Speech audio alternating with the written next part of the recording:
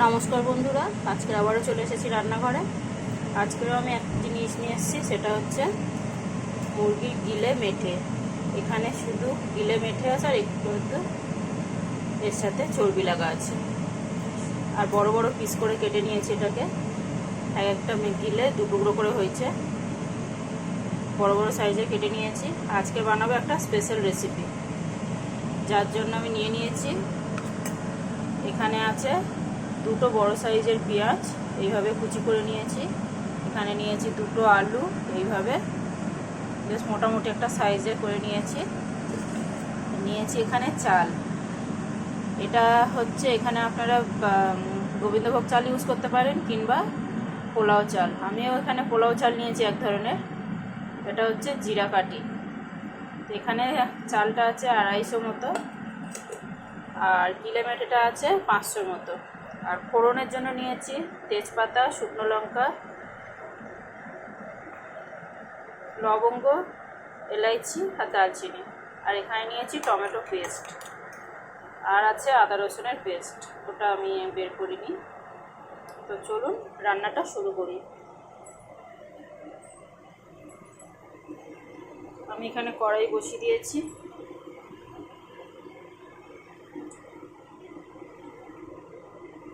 কড়াইতে দিয়ে দিচ্ছি তেল।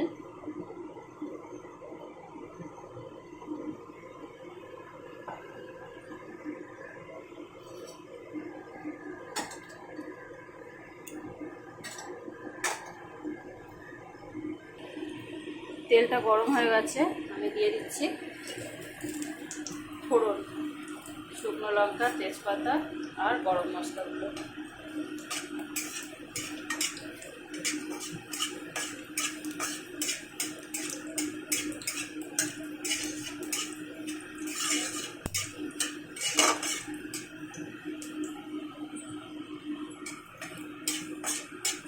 ফোড়নটা কিছুটা ভেজে নেব, নিয়ে এখানে দিয়ে দেবো আলুগুলো।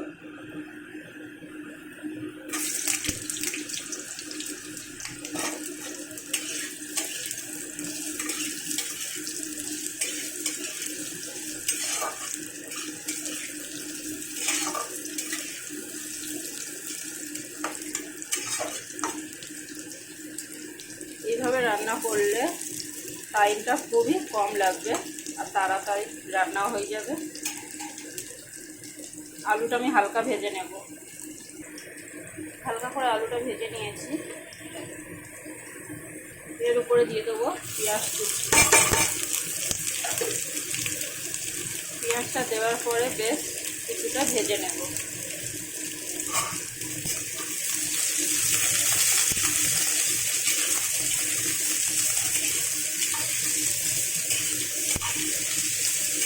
আপনারা চাইলে আলুটা ভেজে আলাদা করে তুলে রাখতে পারেন, অসুবিধা নেই। আমি এখানে টাইম বাঁচাবার জন্য একসাথে এরকমভাবে রান্না করছি। পেঁয়াজটা একটু ভাজা হোক, তারপরে আসছি। এখানে পেঁয়াজটা আমার খুব বেশি ভাজা হবে না, একদম হালকা হালকা ভাজা করেছি।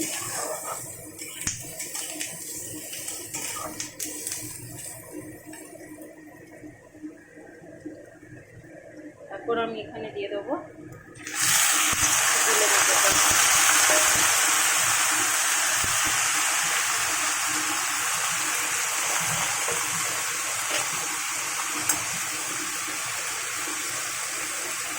গিলে মেটেটা দেওয়ার পরে এই যে একটা চামচ ভরে ভরে আমি আদা রসুনের পেস্টটা দিলাম।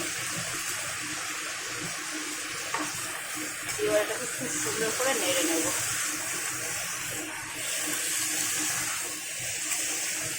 গিলে মেটেটাকেও একটু আমি ভাজা ভাজা করে নেব, তারপরে আমি বাকি মশলা দেবো ওর মধ্যে।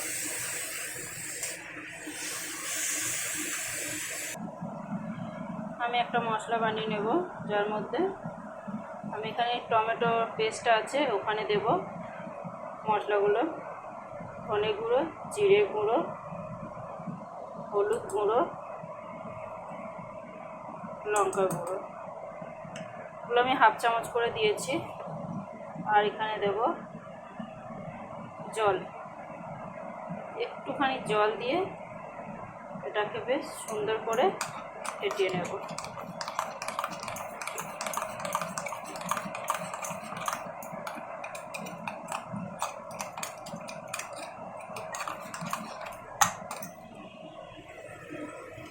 মশলাটা ফাটানো হয়ে গেছে, আর এটাও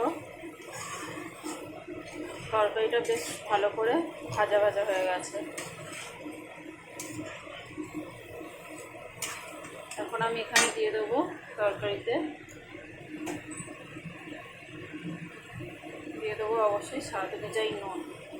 এখানে যেহেতু চালটা যাবে তাই বুঝে শুনে নুনটা দিতে হবে।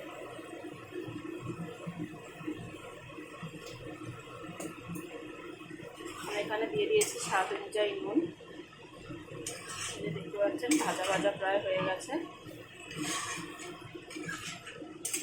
এখন আমি এখানে দিয়ে দেবো ওই টমেটো পেস্টের সাথে যে মশলাটা করে রেখেছি, ওই পুরো মশলাটা।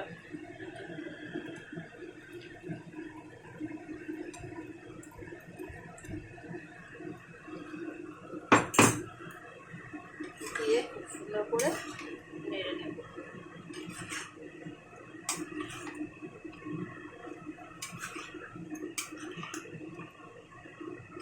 আমি এটাকে খুব সুন্দর করে নাড়াচাড়া করে কিছুক্ষণ এটা কষিয়ে নেব।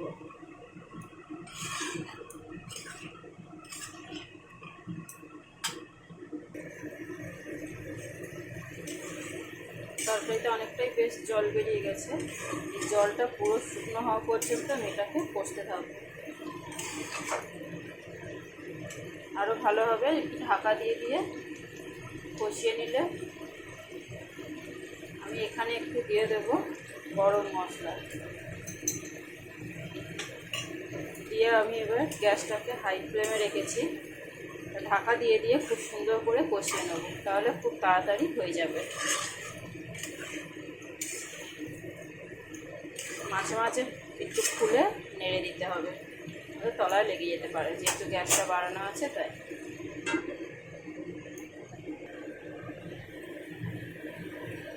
আমার এখানে তরকারিটা পুরো কষানো হয়ে গেছে প্রায়। এই যে দেখুন কতটা তেল ছেড়ে দিয়েছে। আমি এই অবস্থায় এখানে দিয়ে দেবো একটু চিনি আর ধনেপাতা। যদি আপনাদের কাছে ধনেপাতা না থাকে একটু কস্তুরি মেথি দিতে পারেন। যে আমি একটু ধনেপাতা দিয়ে দিচ্ছি, অল্পই ছিল আমার কাছে তো ওটাই দিচ্ছি, ওই জন্য দুটো জিনিস ব্যবহার করছি না।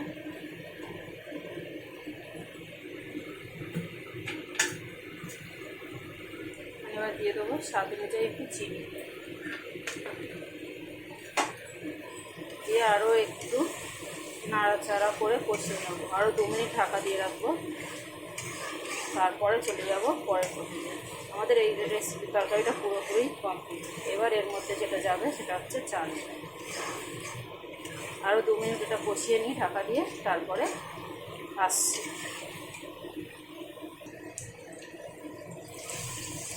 এবার আমার তরকারিটা পুরোপুরি একদম হয়ে গেছে। এখন আমি এখানে দেব চাল। দেখতেই পাচ্ছেন কত সুন্দর লাগছে তরকারিটা।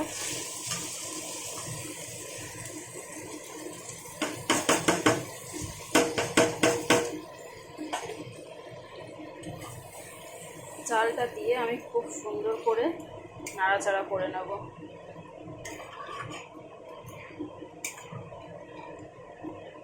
দু মিনিট নাড়াচাড়া করার পরে একটু জল দেব।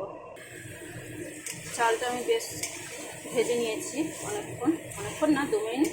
এই যে চালের তলায় জলটা শুকিয়ে গেছে, ততক্ষণ পর্যন্ত ভেজে নিয়েছি। এখন আমি এখানে দেব জল। মিক্সির বাটিটা ধুয়ে জল দিয়ে দিচ্ছি। তবে জলটা এখানে নিজেদের আন্দাজ বুঝে দিতে হবে, কে কেমন চাল নিচ্ছে সেই হিসাবে।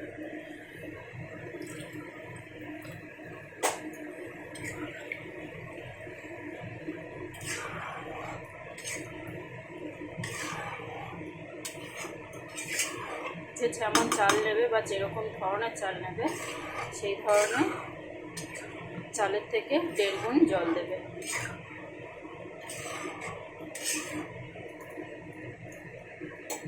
এই যে দেখা যাচ্ছে উপর দিয়ে। আমি এবার এটাকে ঢেকে ঢেকে রান্না করে নেব।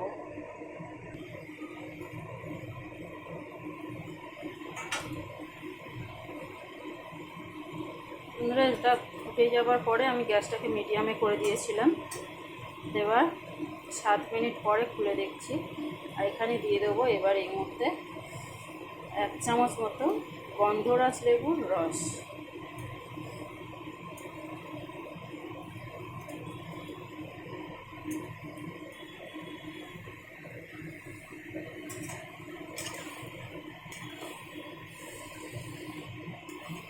প্রায় হয়ে গেছে, আরও 5 মিনিট আমি এটাকে একদম লো আছে, গ্যাসটাকে একদম লো করে দেবো, দিয়ে ঢাকা দিয়ে রান্না করে নেব।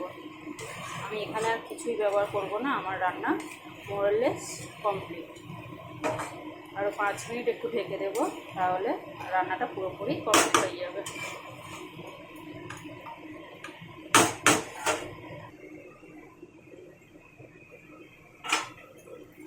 বন্ধুরা, আমি আমার 5 মিনিট হয়ে গেছে এবং তলায় তেল ছেড়ে দিয়েছে, দেখতেই পাচ্ছেন। আমার রাইসও একদম কমপ্লিট।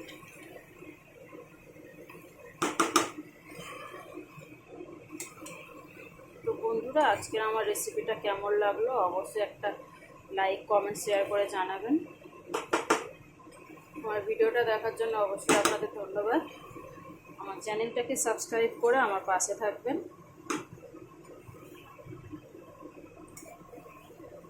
বন্ধুরা, আমার রাইসটা পুরোপুরি কমপ্লিট হয়ে গেছে। এখানে আমি আরও গ্যাসটা বন্ধ করে দেবো, দিয়ে আরও 5 মিনিট ঢাকা দিয়ে রাখবো পরিবেশন করা পর্যন্ত। তাহলে বন্ধুরা, তাহলে আসি, টাটা।